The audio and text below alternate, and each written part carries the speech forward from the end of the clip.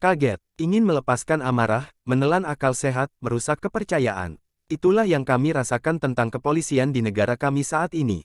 Ada 3 insiden besar yang menggelitik hati nurani kita, semuanya melibatkan polisi.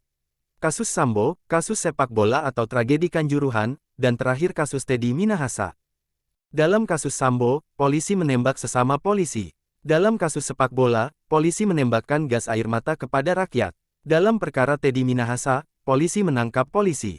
Kurun waktu antara peristiwa satu dengan lainnya, hanya terbilang minggu. Maka, memang lembaga kepolisian terkesan sekali carut-marut dan babak belur. Apa yang sedang terjadi di kepolisian negara kita ini?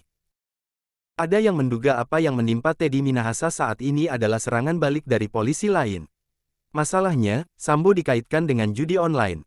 Sekarang kasus Teddy Minahasa dan kasus narkoba bersinggungan. Insiden Teddy Minahasa kini dipandang sebagai serangan balik polisi terkait insiden Sambo. Orang-orang kemudian mulai bertanya mengapa begitu banyak petugas polisi terlibat dalam perjudian online dan kasus narkoba. Tuduhan lain muncul, sebab senior mereka terlibat di sektor pertambangan, khususnya pertambangan nikel di Sulawesi Tenggara dan Sulawesi Tengah. Ini telah terdengar dan dibisikkan dari telinga ke telinga untuk waktu yang lama. Kecekatan dan ketegasan Kapolri menyelesaikan kasus-kasus yang melilit lembaganya patut dipuji. Tak ada anak emas, tanpa pilih kasih. Ia memang ingin membersihkan lembaga kepolisian. Kepiawaian dan ketabahan Kapolri dalam menyelesaikan kasus-kasus yang menimpa lembaganya patut diacungi jempol. Tidak ada anak emas, tidak ada preferensi. Dia benar-benar ingin membersihkan institusi kepolisian. Maka, pekerjaan rumah berikut yang Kapolri perlu selesaikan adalah soal pertambangan. Carut-marut di dunia ini sudah acap kali kita dengar. Tugas selanjutnya yang Kapolri harus segera diselesaikan yaitu masalah pertambangan, sudah lama dan beberapa kali kita dengar tapi sampai sekarang masih belum selesai. Sengketa tanah, rambu larangan oleh polisi, penghentian kegiatan penambangan, penghentian transportasi produksi secara tiba-tiba, DEL. Ini semua terkait dengan tindakan polisi yang diakui secara luas dan diyakini memiliki dampak ekonomi yang sangat besar. Banyak yang meyakini bahwa carut-marut dunia pertambangan, khususnya pertambangan nikel, berhulu dan berhilir di kepolisian. Dan ini, bisa saja diselesaikan dengan cepat oleh Kapolri. Banyak yang percaya bahwa kisruh dunia pertambangan, khususnya pertambangan nikel, berawal dan mengalir dari kepolisian.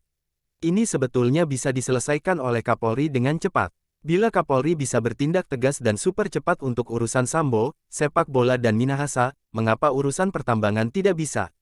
Saat ini urusan Sambo, tragedi Kanjuruhan, kasus narkoba Teddy Minahasa bisa diselesaikan oleh Kapolri dengan tegas dan cepat, tapi bagaimana dengan urusan pertambangan? Sektor pertambangan merupakan sumber penerimaan negara yang sangat penting, sehingga penyelesaian masalah pertambangan merupakan cara yang efektif untuk membantu negara.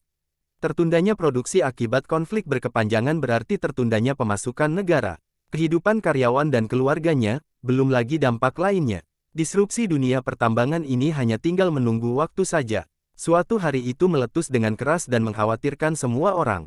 Kapolri harus bertindak sebelum wabah. Dan ini adalah salah satu cara untuk mengembalikan citra polisi kita. Agenda lain yang harus diprioritaskan untuk diperbaiki oleh Kapolri adalah perilaku sewenang-wenang aparat kepolisian di lapangan, yang mudah mengkriminalisasi orang. Kasus perdata murni seringkali dapat dengan mudah berubah menjadi kasus pidana. Satu pihak dalam sengketa perdata dapat dengan mudah menggunakan aparat kami melumpuhkan pihak lain dengan cara pidana. Pelayanan dan perlindungan yang cepat adalah cara terbaik untuk menegakkan aturan secara sistematis. Untuk mencegah frustrasi orang-orang yang mengambil keadilan ke tangan mereka sendiri, mereka belum menemukan mekanisme kelembagaan yang dapat mereka gunakan untuk menganalisis masalah mereka.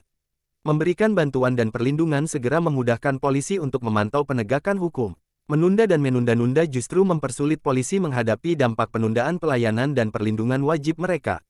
Untuk saat ini juga lebih baik Kapolri yang menentukan gaya hidup polisi, termasuk istri. Apa yang Anda miliki tidak harus ditampilkan di tubuh Anda. Tidak perlu menyatakan kepemilikan dengan aksesoris atau kendaraan. Pola dan gaya hidup yang memamerkan diri, adalah pintu utama berkecambahnya fitnah dan mekarnya desas-desus. Pameran aksesoris di badan, merontokkan citra kepolisian.